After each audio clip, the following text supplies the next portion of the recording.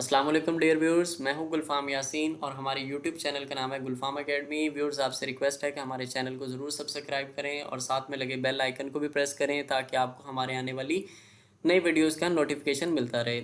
Viewers, आज के इस वीडियो लेक्चर से हम सी लैंग्वेज को स्टार्ट करने जा रहे हैं, लेकिन सी लैंग्वेज के प्रोग्राम्स को डिस्कस करने से पहले, सी लैंग्वेज के प्रैक्टिकल्स करने से पहले हमें कुछ थ्योरेटिकल्स टॉपिक कवर करने होंगे। हम सारे टॉपिक तो नहीं पढ़ेंगे, हम सिर्फ वही टॉपिक डिस्कस करेंगे जो कि सी लैंग्वेज को पढ़ने के लिए बहुत ज़रूरी हैं।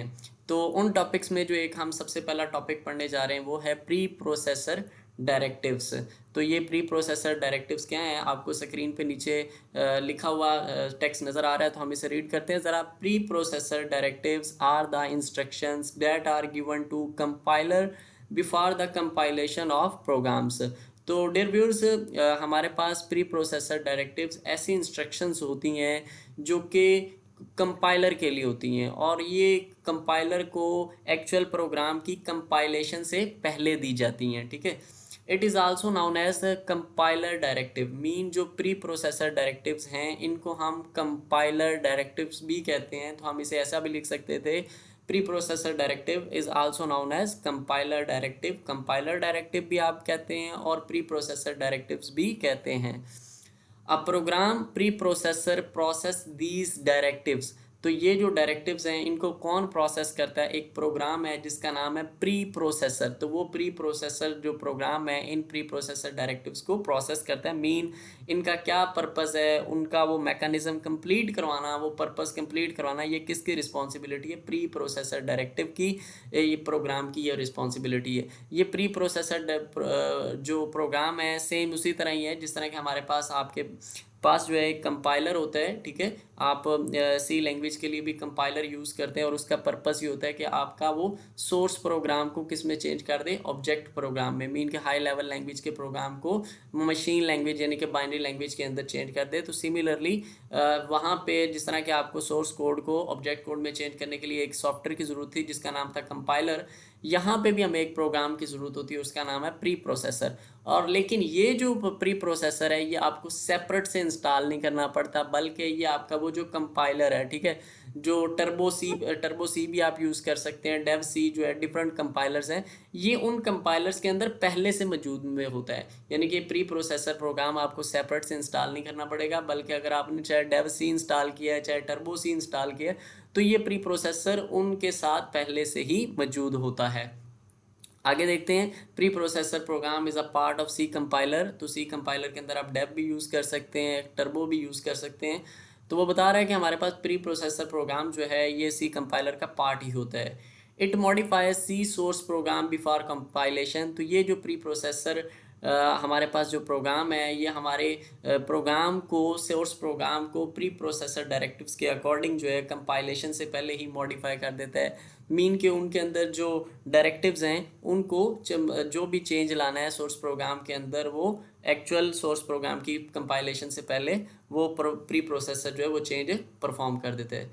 तो डियर व्यूअर्स, अब हम अपनी नेक्स्ट स्लाइड पे चलते हैं और नेक्स्ट स्लाइड में हम डिस्कस करेंगे types of pre processor directives, यानी कि प्री प्रोसेसर डायरेक्टिव्स की कितनी टाइप्स हैं। तो आपको स्क्रीन पर नज़र आ रहा है कि इसकी दो टाइप्स हैं, include preprocessor directive and define preprocessor directive. इन दोनों को हम बारी बारी डिस्कस करते हैं, क्या पर्पज़ है इनका।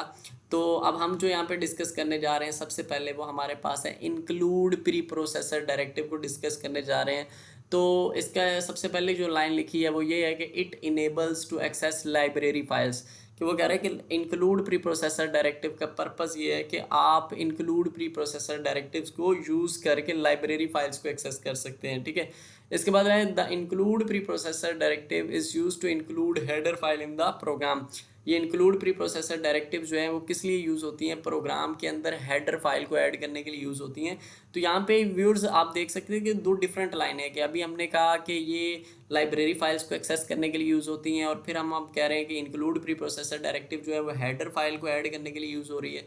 तो एक्चुअली इसका जो बेसिकली जो पर्पस है इंक्लूड प्री प्रोसेसर डायरेक्टिव का वो ये है कि हेडर फाइल को प्रोग्राम में ऐड करना। लेकिन हम एक्चुअली व्यूअर्स हेडर फाइल के ज़रिए किसको एक्सेस कर रहे होते हैं? लाइब्रेरी फाइल्स को। हमारा जो मेन पर्पस होता है वो लाइब्रेरी फाइल्स को एक्सेस करना होता है।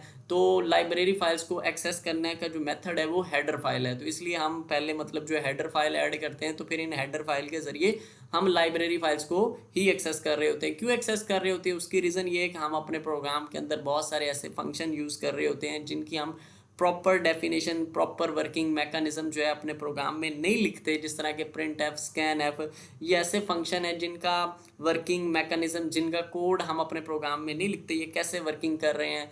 तो ये इनकी जो वर्किंग है वो लाइब्रेरी फाइल्स में लिखी होती है। अब उनकी वर्किंग को यानी कि अपने प्रोग्राम के साथ हमें अटैच करने के लिए, उनकी वर्किंग को लाइब्रेरी फाइल से एक्सेस करने के लिए हम क्या यूज़ करते हैं, हेडर फाइल यूज़ करते हैं। ठीक है, तो ये याद रखें व्यूअर्स, जब भी आप प्री प्रोसेसर डायरेक्टिव अपने प्रोग्राम में यूज़ करते हैं तो साथ में हम हैश का सिंबल ज़रूर यूज़ करते हैं। ठीक है, और ये वैसे हम जब भी सी का कोई भी प्रोग्राम स्टेटमेंट लिखते हैं तो लास्ट में टर्मिनेटर ज़रूर आता है, सेमी कॉलन ज़रूर लगाते हैं, लेकिन प्री प्रोसेसर डायरेक्टिव के लास्ट में हम टर्मिनेटर भी यूज़ नहीं करते। तो यहाँ पे देखिए हमने इंक्लूड प्री प्रोसेसर डायरेक्टिव को अपने प्रोग्राम में यूज़ करने का सिंटैक्स देख रहे हैं। सिंटैक्स मीन रूल, उसको क्या मेथड है। तो देखिए सबसे पहले हम इंक्लूड प्री प्रोसेसर डायरेक्टिव को अपने प्रोग्राम में यूज़ करने के लिए सबसे पहले हम हैश का सिंबल लगाएंगे, फिर इंक्लूड लिखेंगे, फिर आपको ये ब्रैकेट लगानी होगी और उसके बाद उस हेडर फाइल को नाम लिखेंगे। ठीक है, और हेडर फाइल का जो भी नाम होगा उस नाम को लिखने के बाद जिसको आप यूज़ करना चाहते हैं उसके बाद आप एच लगा देंगे। एच यहाँ पे ये शो कर रहा है कि ये हेडर फाइल है जो भी आपने नाम लिखा है। ठीक है,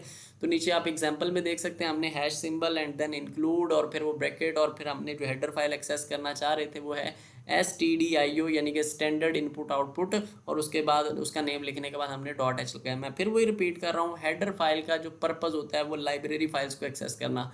हमारे जो ये डिफरेंट जो हम फंक्शन यूज़ करते हैं जिनकी डेफिनेशन हमारे प्रोग्राम में नहीं होती, उनका फंक्शन कहाँ पे लिखा होता है, एक्चुअली वो लाइब्रेरी फाइल्स में ही होता है। तो हम हेडर फाइल के ज़रिए एक्चुअली लाइब्रेरी फाइल्स को ही एक्सेस कर रहे होते हैं। ठीक है, तो डियर व्यूअर्स अब हम चलते हैं अपनी नेक्स्ट स्लाइड की तरफ और इसके अंदर हम डिस्कस करेंगे डिफाइन प्री प्रोसेसर डायरेक्टिव। दो टाइप्स हमने पढ़ी थी प्री प्रोसेसर डायरेक्टिव की, include preprocessor directive and define preprocessor directive. यहाँ पे हम डिस्कस करेंगे डिफाइन प्री प्रोसेसर डायरेक्टिव को।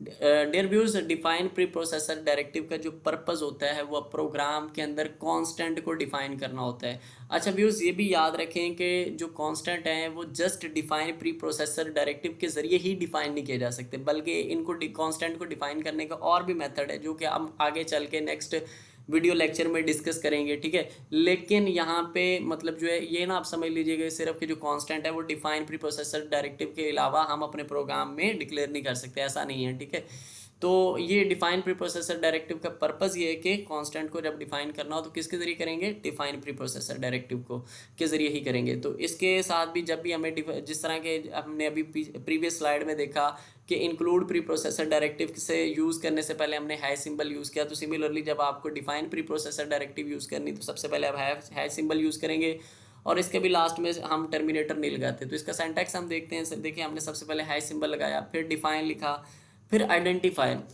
व्यूअर्स, आइडेंटिफायर क्या होता है ये आगे चल के हम डिटेल से पढ़ेंगे। आइडेंटिफायर क्या है, किसी भी वेरिएबल का नेम, किसी कांस्टेंट का नेम, किसी फंक्शन का नेम, इसको हम क्या बोलते हैं, आइडेंटिफायर बोलते हैं। तो यहाँ पे हम कांस्टेंट का नेम लिखेंगे, आप जो मर्जी नाम रख लें, ए रख लें, BCDEF, अपना नाम रख लें, कुछ भी नाम रख सकते हैं, उस नाम को क्या कहेंगे, आइडेंटिफायर कहेंगे। ठीक है, तो आइडेंटिफायर लिखेंगे और इस आइडेंटिफायर के लिखने के वही रूल हैं जो कि वेरिएबल का नेम लिखने के रूल हैं। ठीक है, चूंकि ये कांस्टेंट है और वेरिएबल और कांस्टेंट के नेम मेंशन करने के सेम ही रूल है।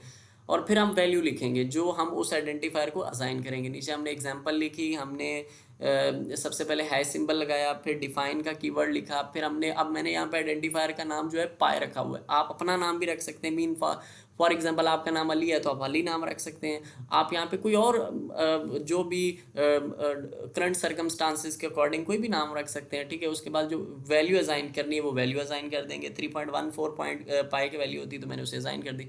यहाँ पे आपको मैं एक बात बताता चलूँ कि वैसे जब आपको डिफाइन प्री प्रोसेसर डायरेक्टिव के अलावा जब आप कांस्टेंट को डिक्लेयर करते हैं तो आपको आइडेंटिफायर नेम और वैल्यू के दरमियान में असाइनमेंट ऑपरेटर यूज़ करना होता है, लेकिन यहाँ पे असाइनमेंट ऑपरेटर यूज़ नहीं करना होता। Without the use of assignment operator you can assign value to the constant, यानी कि आप जो है कांस्टेंट को असाइनमेंट ऑपरेटर के बगैर ही वैल्यू असाइन कर सकते हैं। तो डियर व्यूअर्स, आज का ये हमने जो डिस्कस किया, अगर आपको कोई प्रॉब्लम हो तो आप हमें कमेंट में पूछ सकते हैं, और हमारे चैनल को ज़रूर सब्सक्राइब करें, हमारी वीडियोस को लाइक भी किया करें, और इसके अलावा कमेंट भी किया करें ताकि हमारी हौसला अफजाई होती रहे। अल्लाह हाफिज़ व्यूअर्स।